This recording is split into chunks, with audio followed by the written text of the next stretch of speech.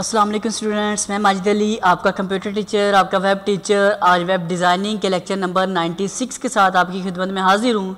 तो स्टूडेंट्स, आज हम जानेंगे डेटाबेस के मुतालिक, डेटाबेस कैसे बनाई जाएगी, डेटाबेस के ऊपर कैसे काम किया जाता है।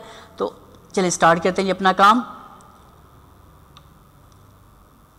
ओपन किया मैंने अपना डायरेक्ट ब्राउज़र। मुझे किसी फोल्डर में कहीं कुछ जाने की आज के लेक्चर में ज़रूरत नहीं है। डायरेक्ट आपने ऊपर जाना है, अपना जैम्प सर्वर पहले लाजमी कनेक्ट करना है। ये छोटी छोटी बातें आपकी खुद जिम्मेदारी हैं, आपको पता होना चाहिए कि डेफिनेटली सर्वर कनेक्ट होगा तो लोकल होस्ट काम करेगा जी। ओके जी, ओके जी। यूट्यूब वालों अच्छा नहीं कर रहे, चलें शुरू करता हूँ मैं काम। जब तक मेरा चैनल अपडेट नहीं होगा मैं यूट्यूब वालों को डेली बातें करूँगा। शायद वो मेरी बातें सुन के या तो मेरा चैनल बंद करेंगे तो या फिर शायद वो मेरा चैनल डन कर दें। तो देखते हैं क्या करते हैं। चैनल बंद हो गया तो हम नया बना लेंगे, और अगर उन्होंने डन कर दिया तो चलें, इससे अच्छी बात क्या है। वैसे वो हमारी बातों के ऊपर अमल करने वाले नहीं हैं। ओके, छोड़ें यूट्यूब को, हम शुरू करते हैं जी अपना काम। लोकल होस्ट में जाना है। लोकल होस्ट के बाद टाइप करना आपने PHP MYADMIN admin local host. देखिए अगर मैं डायरेक्ट लोकल होस्ट लिखता हूँ पहले तो कुछ भी नहीं लिखता, एंटर करके देते हैं क्या होता है जी। डायरेक्ट लोकल होस्ट लिखा तो आपसे पूछेगा जी कौन सी लैंग्वेज में इस जैम्प को यूज़ करने का दिल करता है। तो मेरा दिल करता है इंग्लिश में यूज़ करूँ मैंने इंग्लिश में क्लिक किया। मेरे सामने इसको मैंने थोड़ा जूम किया और मैं जूम 100% ले आता हूँ वापस। ये देखिए जी कुछ मेरे सामने इन्फॉर्मेशन आ गई। एक ये तरीकाकार है। दूसरा आप ये कर सकते हैं, आप यहाँ पे डायरेक्ट ऊपर आएंगे, यहाँ लिखेंगे लोकल होस्ट, और आप इसी तरह लिखेंगे जैसे हम लिख रहे हैं local host /PHP my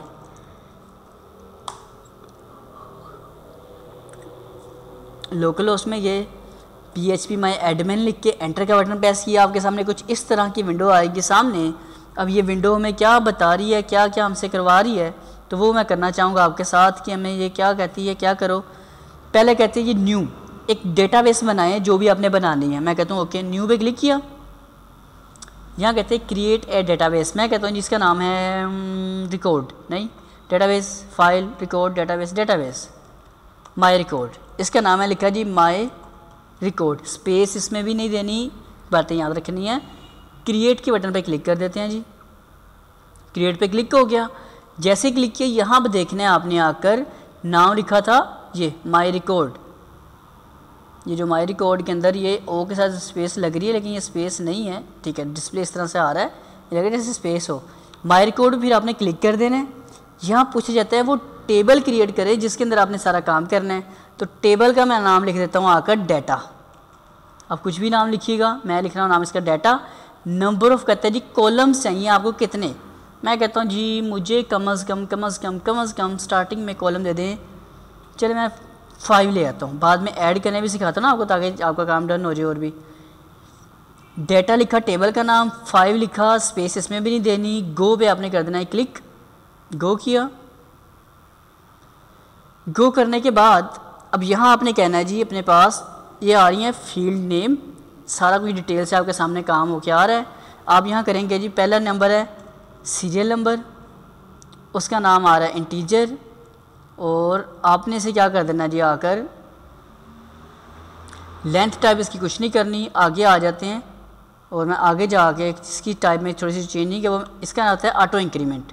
AI लिखा आ रहा है, कुछ के पास आपके पास ऑटो इंक्रीमेंट भी लिखा होता है। यहाँ AI मतलब ऑटो इंक्रीमेंट, माउस के ऊपर लेके आते हैं, ऑटो इंक्रीमेंट लिखा भी आ रहा है। ओके हो गया। इसका मतलब होगा कि 1 2 3 आपकी ऑटोमेटिक सीरियल नंबर खुद ब खुद जनरेट होगा। अब हमने फॉर्म में क्या कुछ लिखा हुआ है, फर्स्ट नेम, मैं स्मॉल में लिख रहा हूँ जी फर्स्ट नेम, फिर लास्ट नेम, फिर ईमेल,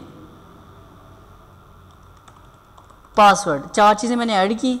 आपने क्या कर देना, जो बाकी पहली वाली चीज़ को छोड़ के बाकी सबको वार4 इसको भी वार4 और इसको भी वार4 ही करना जी आपने। 4 फील्ड होगी। लेंथ टाइप पहले की छोड़ के बाकी भी आप जितनी इसमें वैल्यू लिखवाना चाहते हैं, मैं कर लेता हूँ 1000 कम से कम। जितना बड़ी कोई मैक्सिमम इसमें एंट्री करे, फर्स्ट नेम लास्ट नेम कितना बड़ा होगा, इसलिए 1000 कर देता हूँ तो काफ़ी ज़्यादा हो जाएगा, काफ़ी है। पासवर्ड भी 1000 अलाउ कर देता हूँ मैं।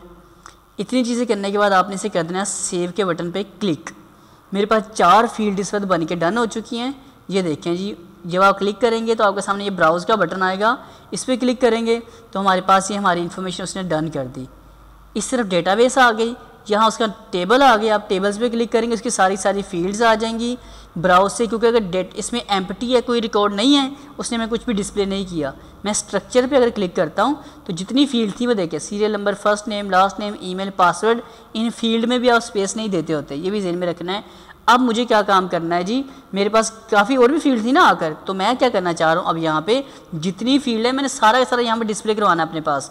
जैसे था first name, last name, email, password, confirm password, gender था, कंट्री था, 2 हॉबीज़ हो गई थी, उसके बाद थे कमेंट्स। चलें पहले मैं आप मंगवा लेता हूँ, बीच में 4 हो चुके हैं, 6 और कॉलम मंगवाना चाहता हूँ। मैं कहता हूँ जी ऐड, कहता है ऐड, मैं कहता हूँ मुझे 6 कॉलम और चाहिए, 6 कॉलम और रिक्वायर्ड है मुझे।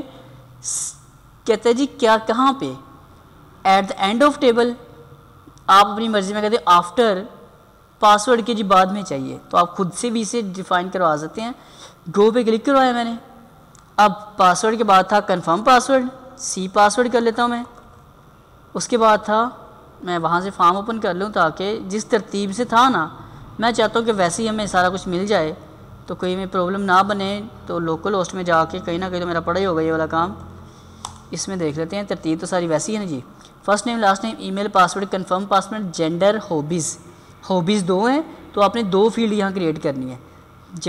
सी पासवर्ड के बाद है जी अपने पास जेंडर, तो जेंडर आपका एक ही आएगा क्योंकि उनमें से ऑप्शन दी, कोई एक सिलेक्शन करें। डन हो गया। आपने करना सबको वार 4 ही है, जिस तरह मैंने पहले बोला था, पहले वाले को बिग इंट किया, बाकी वार 4।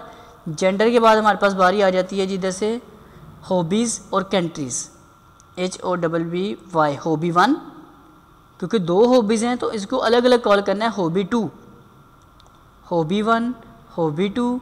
उसके बाद आप क्या कर लेंगे, फिर हम करेंगे कुछ यूँ, कंट्री, COUNTRY, कंट्री में गवा लिया। करना हमने सबको वार 4 ही है जी, जैसे मैं पहले बताई जा रहा था आपको। और इन सब की वैल्यू में 1000 ऐड कर लेता हूँ, 1000,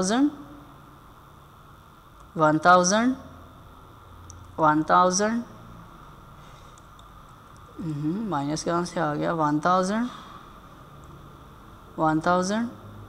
अच्छा, कंट्री के बाद क्या है जी, COUNTRY, स्पेलिंग ठीक है, ओके। कंट्री के बाद आ रहा है हमारे पास इमेज और फिर कमेंट्स। मैं यहाँ कहता हूँ IM, जो भी इमेज नेम है, इमेज नेम कर लेता हूँ ताकि याद रहेगा हमें। इमेज का जो भी नेम है, हमें सिर्फ यहाँ पे नेम अपने पास स्टोर करवाना पड़ता है, वो भी करवा लेता हूँ मैं यहाँ पे। इसे कर देता हूँ गो। अब बची सिर्फ मेरे पास एक फील्ड, ऐसे ही था सक्सेसफुल, इसने कहा जी आपका डन है ये वाला काम भी। अब बचा कमेंट्स, तो कमेंट्स भी जाने के लिए मैं इसमें दोबारा चलता हूँ, स्ट्रक्चर, मैं कहता हूँ एक फील्ड मुझे और चाहिए, ये 1 कहाँ पे जी, आफ्टर इमेज नेम के बाद जी मुझे एक और फील्ड बना दें। गो कर लेता हूँ मैं इसको भी।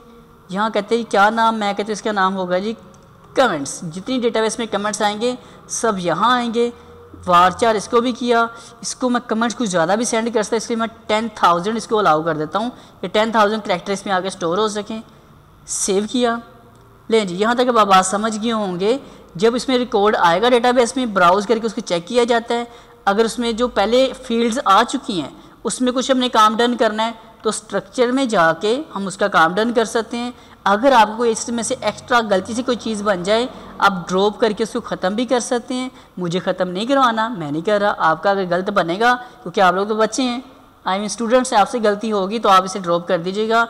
मैंने सारा कुछ सही बनाया है इसलिए मैं ड्रॉप बिल्कुल नहीं करूँगा। अब आपने काम करना क्या है जी, इतना काम करने के बाद, क्योंकि आपकी डेटाबेस, जैसे मेरे सिस्टम, मैंने एक ऐसा सॉफ्टवेयर किया हुआ है डीफ्रीज के नाम का, जो C ड्राइव में मेरा डेटा महफूज नहीं रहने देता आकर, तो इस डेटाबेस का हम बैकअप बना के ना कहीं स्टोर कर लेते होती हैं। जैसे आपने एक सिस्टम पे काम किया, दोस्त कहता है यार मेरे सिस्टम पे ये वाले अपनी वेबसाइट चला के दिखाओ, तो वहाँ पर ये काम चेक करके दिखाने के लिए आप क्या करना पड़ता है, इस डेटाबेस को कॉपी के कहीं लेके जाना पड़ता है।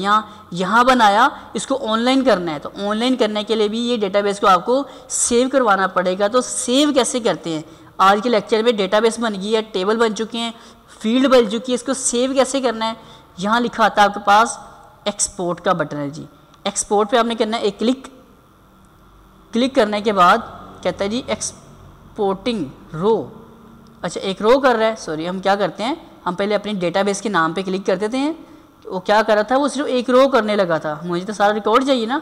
हम कहते हैं जी माई रिकॉर्ड वाली डेटाबेस को क्लिक किया। अब मैं कहता हूँ इसको एक्सपोर्ट करें। अब देखिए यहाँ लिखा रहा है फॉर्मेट SQL फॉर्मेट में, क्योंकि हम SQL अब सीखना शुरू कर दिया है। अब इसे कहते हैं गो किया तो जो आपकी डेटाबेस का नाम था माई रिकॉर्ड, उसने ये बनाई। मैं इसको यहाँ से शो कर लेता हूँ और इसको मैं यहाँ से अभी कट करके अपनी D ड्राइव में कर लूँगा स्टोर, ताकि जब मैं नेक्स्ट लेक्चर आपके साथ स्टार्ट करूँगा तो मैं इसी डेटाबेस को दोबारा वहाँ आपने कैसे कनेक्ट करना है और इसके अंदर डेटा कैसे पहुँचाना है, ये काम मैं आपके साथ स्टार्ट करवाना चाहूँगा। तो आप लोग भी प्लीज़ डेटाबेस बना के उसको एक्सपोर्ट करवा लें, ताकि आपको पता हो कि इसको ऑनलाइन कैसे करना है, दूसरी जगह पे कैसे लेके जाना है। तो यहाँ तक का काम अगर समझ आया हो तो प्लीज़ इसे मुझे डन करके बताइएगा, कमेंट्स कीजिएगा, सब्सक्राइब कीजिएगा और मुझे दुआ में याद रखिएगा। आप सबको मेरी तरफ से अल्लाह हाफिज़।